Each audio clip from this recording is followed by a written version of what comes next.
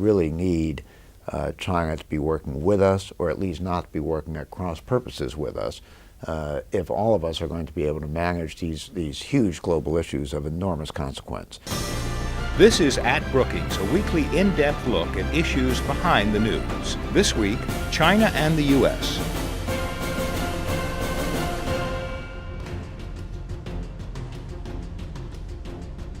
The U.S. and China stand shoulder to shoulder as two of the world's most influential countries. And although they spent decades as wary rivals, today both nations acknowledge that their interests and fortunes are deeply entwined. Still, there remain tensions between the superpowers, some shaped by ideological differences and others by geopolitics.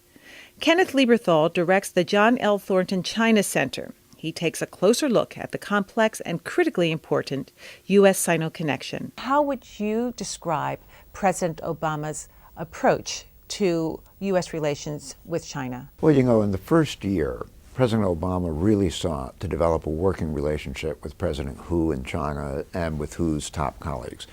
And so he made a very conscious effort to take some of the issues that always cause strains in the relationship.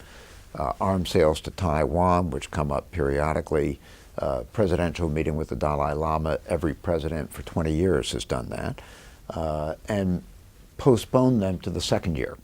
And frankly, the U.S. let the Chinese side know that we were doing that in order to reduce the problems of engaging during the first year, but also making clear that this did not mean that we were setting aside very long-standing priorities and practices. And the Chinese on their side do the same thing. So several of these issues came up in early 2010, and the Chinese reacted, frankly, surprisingly strongly and negatively to them. It's been a little bit of a puzzle why they've done that.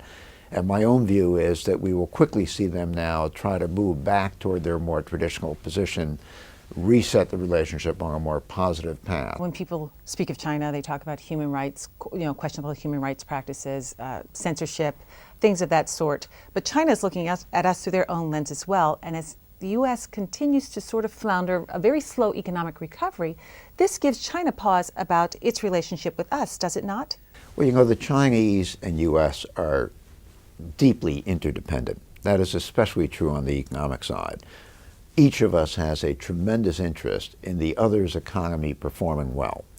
The Chinese, for example, have enormous dollar holdings that they've invested in U.S. Treasuries and in Fannie Mae and Freddie Mac.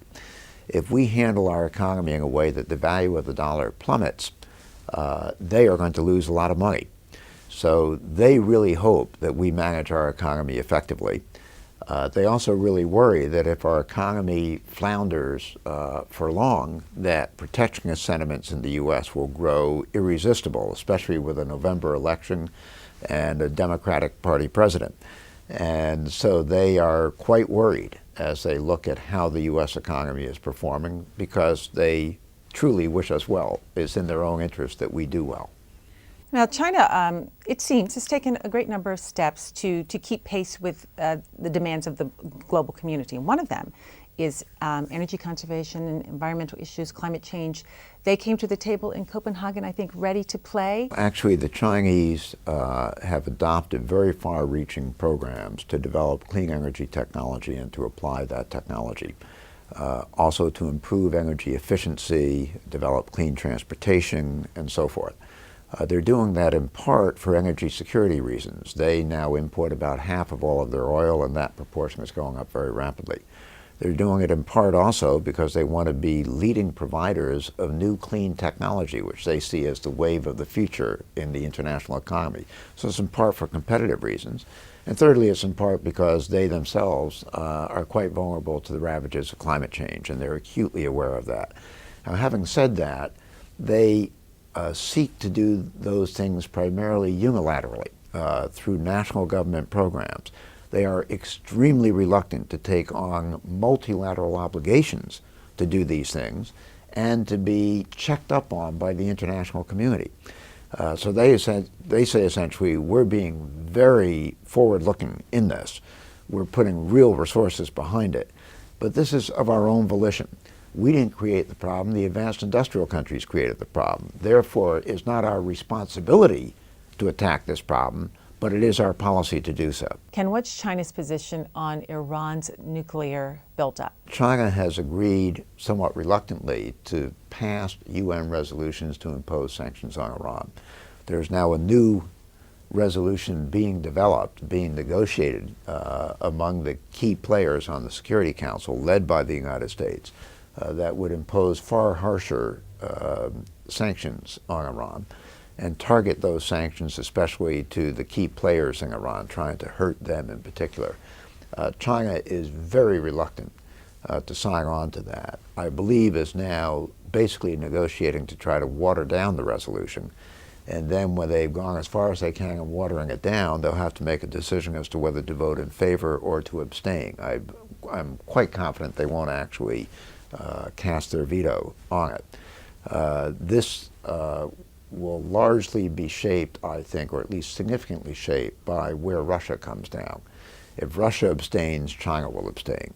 If Russia votes in favor, China has a tough decision to make. Ken, there are a lot of moving pieces in the United States' relationship with China, but what is the most critical thing? I think actually the biggest danger to the U.S.-China relationship right now, even given all the issues we've discussed, nuclear, climate change, etc., the biggest danger is in the economic and trade relationship. These are very tough economic times. The U.S. has an election coming up in November. Protectionist forces here are quite strong.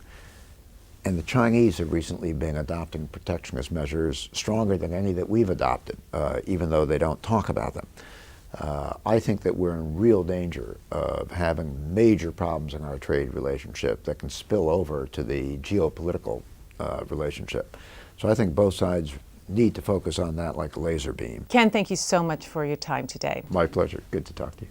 And thank you. I'm Gigi Hinton. We'll see you again next week. At Brookings is produced by the Brookings Institution. To learn more about the issues discussed on At Brookings, visit our website at brookings.edu.